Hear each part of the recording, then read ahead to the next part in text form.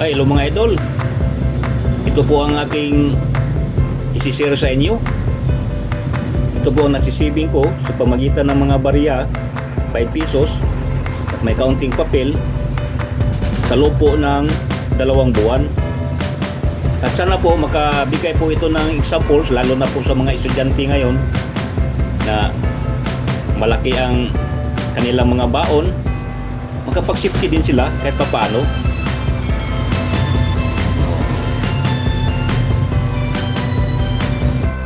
So ito na po mga idol ang inabot sa mga barya. So bibilangin natin kung ilan lahat. 1, 2, 3, 4, 5, 6, 7, 8,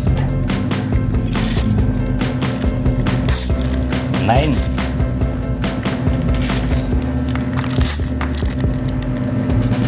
9,675 mga idol. Ito po ang total, 9,675 in 2 months. So sana makapagbigay po ito ng halimbawa sa mga kabataan, lalo na sa mga estudyante, na ganito sa simpleng barya sa loob lamang ng 2 buwan umabot po siya ng 9,675. At lalo na po sa mga kabataan ngayon na mga estudyante, marami po ako nakikita na natuto ng manigarilyo, kahit mga high school student lang po.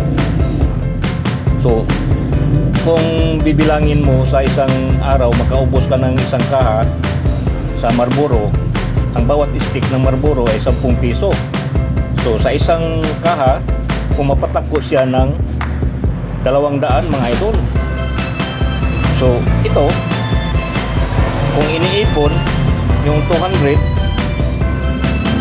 sa araw-araw, ganito ang mangyayari mga idol.